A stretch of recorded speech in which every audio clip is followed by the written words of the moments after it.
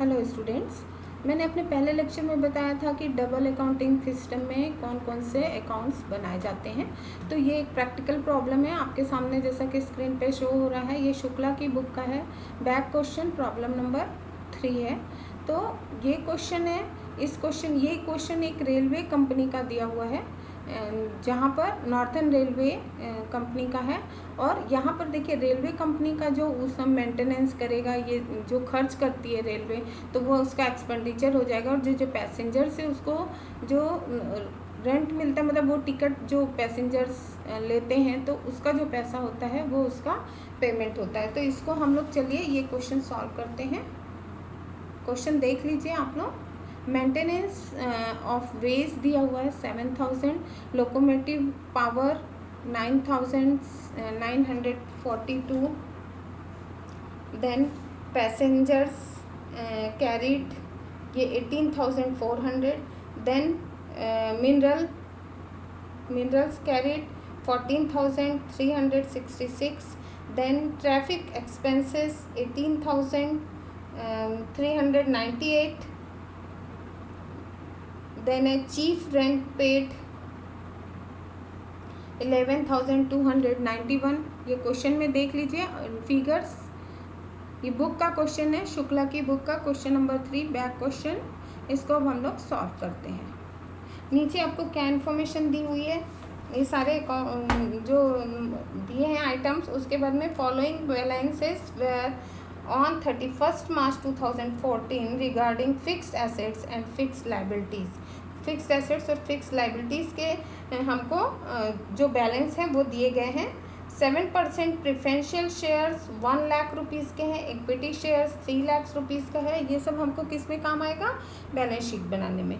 Then lines of traffic 2 lakhs, engines carriage 60,000, lines of course of construction 36,568, 80,000 were received from equity share capital and 20,000 were spent on engines, carriage, etc. during the year ended 31st March 2014। तो ये question है। Further information भी हमको दी गई है। इसके accordingly अब हम सबसे पहले जो अकाउंट बनाएंगे वो होगा रेवेन्यू अकाउंट।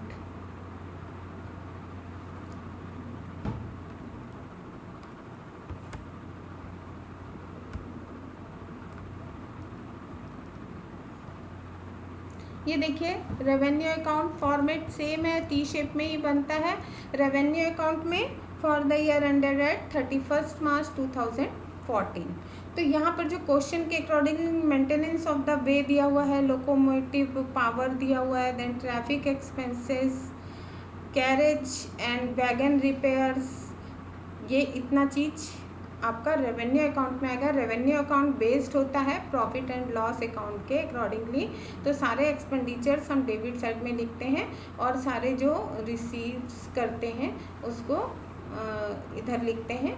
तो बाय क्रेडिट साइड में, तो बाय पैसेंजर्स कितना आ रहा है? 18,400, मिनरल्स है 14,366 एंड मर्चेंडाइज 18,398। तो ये टोटल करेंगे, उसके बाद में निकलेगा हमारा, देखिए, balance carried to net revenue account. क्या बैलेंस ले जाएंगे? ये बिल्कुल वैसा ही है जैसे नेट प्रॉफिट आता था हमारा, तो वो उसको हम कैरी करेंगे net revenue account. Net revenue account जो बनाते हैं वो किसके बेस पे रहता है? वो प्रॉफिट एंड लॉस एप्रोप्रिएशन के बेस पे रहता है, जैसे एप्रोप्रिएशन बनाते हैं। ठीक है, तो ये देखिए यहाँ पर हमने टोटल किया, उसका ऊपर दोनों का टोटल किया रेवेन्यू अकाउंट में, और दोनों का डिफरेंस जो आया वही होगा balance carry to net revenue account. अब नेट रेवेन्यू अकाउंट में देखिए यहाँ दिया हुआ है chief rent, then rent paid on lease lines, interest on debenture stock, then stock guarantee dividend, ये इतना चीज़ दिया हुआ है इस क्वेश्चन में। और जो क्रेडिट साइड में आएगा वो balance brought from last half year, जो बैलेंस यहाँ से हम लेकर आए हैं रेवेन्यू अकाउंट का जो बैलेंस है उसको इधर लिखेंगे। पहले वाला जो बैलेंस है लास्ट हाफ ईयर का, आधे वर्ष का उसको लेंगे, और जो balance carried to net revenue account वो लेंगे, और उसमें बैंक का इंटरेस्ट रिसीव किया है तो उसको हमने लिखा। अब इसका टोटल कर लीजिए और फिर उसको लेस करेंगे तो हमको balance applicable to dividend on shares जितना भी है वो आ जाएगा। ठीक है, तो ये हो गया आपका नेट रेवेन्यू अकाउंट। अब कैपिटल अकाउंट बनाएंगे for the year ended eight 2014। Capital account का फॉर्मेट देख लीजिएगा ध्यान से। ये यहाँ पर देखिए जो लेफ्ट साइड है मेरा, वहाँ पर यानी कि डेबिट साइड में एक्सपेंडिचर लिखते हैं, क्रेडिट साइड में रिसिप्ट्स लिखते हैं। अमाउंट एक्सपेंड टू का फर्स्ट जो प्रीवियस ईयर का रहता है उसको पहले लिखते हैं, और लास्ट करंट ईयर का या ईयर एंडेड एट उसको लिखते हैं, देन टोटल आता है। फिर बाय रिसिप्ट में भी अमाउंट रिसीव जो हुआ है, मतलब कि जो ओपनिंग बैलेंस है करंट ईयर का, अगर कोई अमाउंट रिसीव किया है पिछले साल वो आएगा, और जो amount receive during the year ये आएगा, फिर उसका हम टोटल करेंगे।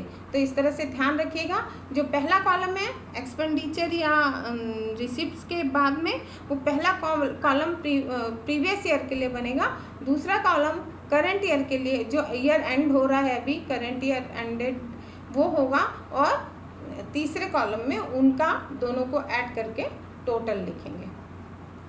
तो यहाँ पर देखिए ये एक्सपेंडिचर कहाँ कहाँ किया, लाइन्स फॉर ट्रैफिक ये प्रीवियस ईयर का ही है, करंट ईयर में जो ईयर एंडेड हुआ करंट ईयर का कुछ भी बैलेंस नहीं है, टोटल आ गया 2 lakh rupees. Then engines and carriage ये यहाँ पर क्वेश्चन के अकॉर्डिंगली 40,000 लास्ट ईयर था, और जो ईयर एंड हुआ है उसका 20,000 है, तो टोटल आ गया 60,000। Then lines in course of construction ये हो गया 36,568। जो ईयर एंड हुआ है अभी करंट ईयर के एंड में कुछ भी नहीं था तो नील रहेगा, और दोनों का टोटल करेंगे तो 36,568 ही आएगा। तो टोटल एक्सपेंडिचर अब आप कर डालिए, किसका करेंगे पहले, प्रीवियस ईयर का, देन जो अभी ईयर एंड हुआ है उसका, और उसके बाद में दोनों को ऐड करके आप रख देंगे। ये आप जैसा कि इसमें देख रहे हैं ये आपका टोटल आ गया। दूसरी साइड जो बाय रिसिप्ट्स में 7% प्रेफरेंशियल शेयर्स हैं 1 लाख रुपीज़ के, है ना। करंट ईयर में जो ईयर एंड हुआ है अभी उसमें कोई भी प्रेफरेंशियल शेयर ऐड नहीं हुआ है, तो वहाँ पे डैश करेंगे, टोटल में 1 लाख रुपीज़ आएगा। इक्विटी शेयर्स हैं 2,20,000 के, और जो करंट ईयर एंडेड हुआ है अभी उसमें 80,000 के हैं, तो टोटल हो गया इस तरह से 3 लाख। अब टोटल रिसीव्ड आ जाएगा 3,20,000, जो था वो प्रीवियस ईयर का था, और नए साल में जो कि एंड हो चुका है उसमें 80,000 इंक्रीज हुआ है, तो यहाँ पर 3,20,000 प्लस 80,000 4 लाख आ जाएगा। और जो बैलेंस अब आप निकालेंगे दूसरी तरफ, जो एक्सपेंडिचर है, एक्सपेंडिचर में कितना टोटल आया था हमने वहाँ तक निकाला था, अभी जो 4 लाख आया उसमें से उस टोटल को लेस करेंगे, तो जो बैलेंस है वो आ रहा है यहाँ पे इस क्वेश्चन के मुताबिक 1,03,432, और दोनों को टोटल करने से हमारा 4 लाख आएगा। तो ये था कैपिटल अकाउंट। कैपिटल अकाउंट इस तरह से बनता है। नेक्स्ट अब जनरल जो बैलेंस शीट होती है, जनरल बैलेंस शीट, उसको देखते हैं। As eight 31 March 2014 general balance sheet में इस तरह से आप ऐड कर देंगे। Credit of capital account, balance credit of capital account जो आया था यहाँ पर देखिए ऊपर 1,03,432 उसको लिखेंगे। देन डेप्ट due to other company question में दिया हुआ है 569। देन सन्ड्री क्रेडिटर्स, और ये सारी amount fire insurance fund and net revenue account का जो बैलेंस है उसको आपने लिखा है। नेट रेवेन्यू अकाउंट देखिए हम लोग बनाए थे तो उसका बैलेंस जो आया था ये 11,154, इसको हमको यहाँ पर लिखना है। बैलेंस शीट की सेकंड साइड में आता है कैश एट बैंक जो दिया हुआ है क्वेश्चन में, investment, general stores, stock in hand and traffic amount due to company. तो ये सारी अमाउंट को लिख के हम ऐड करेंगे और तो दोनों तरफ की जो अमाउंट्स हैं वो बैलेंस्ड हो जाएंगी। तो ये था एक प्रैक्टिकल क्वेश्चन जिसको मैंने समझाने की कोशिश की कि जनरल बैलेंस शीट कैसे बनाते हैं, रेवेन्यू अकाउंट कैसे बनता है, नेट रेवेन्यू अकाउंट कैसे बनता है और कैपिटल अकाउंट कैसे बनता है। सो ये आज के लिए इतना काफ़ी है। Thank you very much.